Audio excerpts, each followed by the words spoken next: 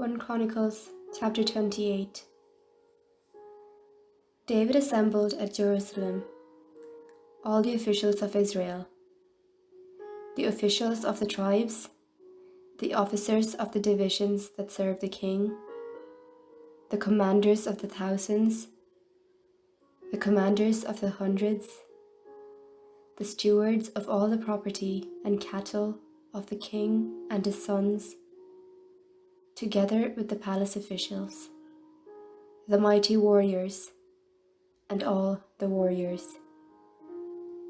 Then King David rose to his feet and said, "Hear me, my brothers and my people. I had planned to build a house of rest for the ark of the covenant of the Lord, for the footstool of our God, and I made preparations for building.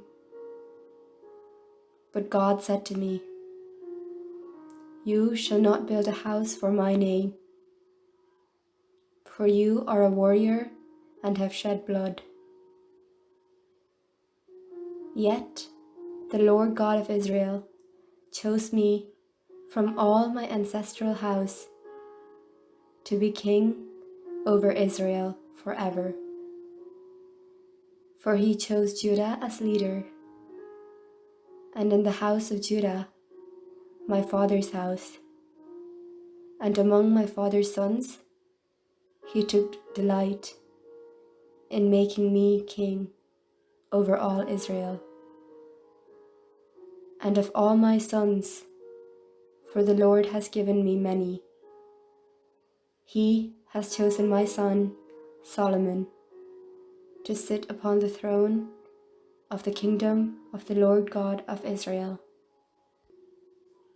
He said to me, 'It is your son Solomon who shall build my house and my courts, for I have chosen him to be a son to me, and I will be a father to him.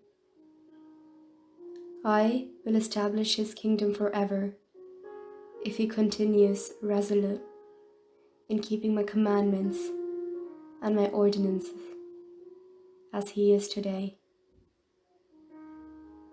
Now, therefore, in the sight of all Israel, the assembly of the Lord, and in the hearing of our God, observe and search out all the commandments of the Lord your God,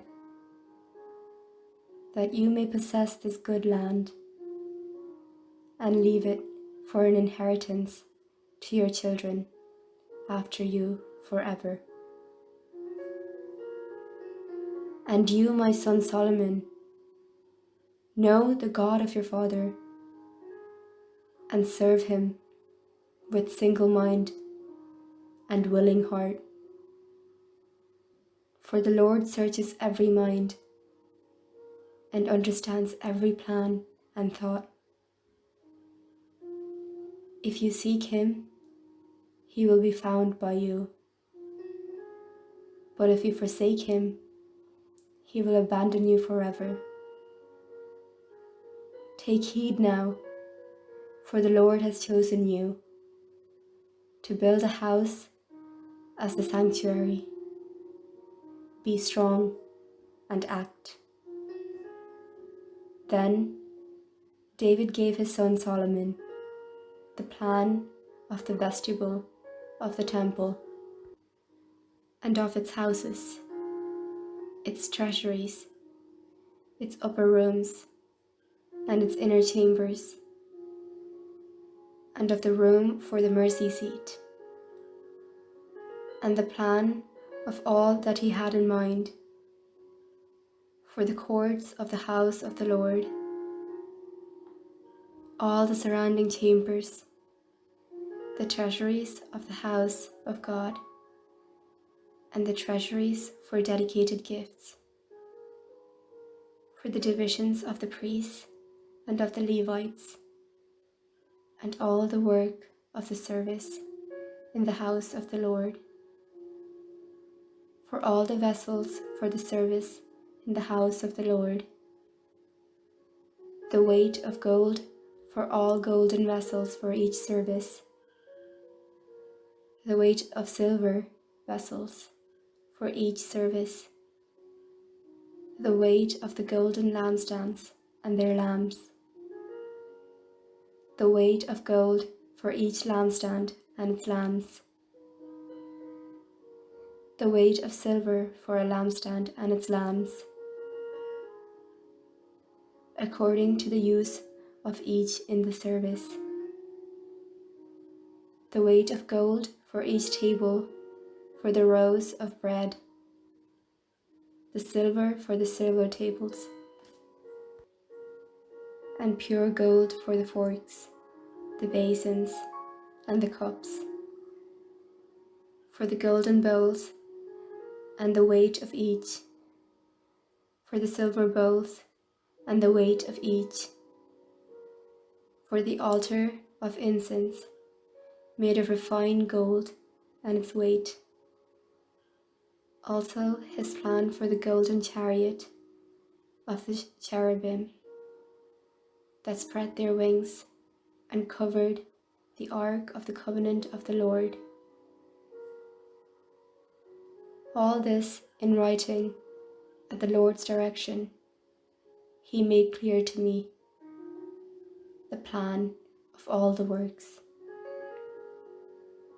David said further to his son Solomon, "Be strong and of good courage, and act. Do not be afraid or dismayed, for the Lord God, my God, is with you. He will not fail you or forsake you until all the work for the service of the house of the Lord is finished. Here are the divisions of the priests and the Levites for all the service of the house of God. And with you in all the work will be every volunteer who has skill for any kind of service. Also, the officers and all the people will be wholly at your command."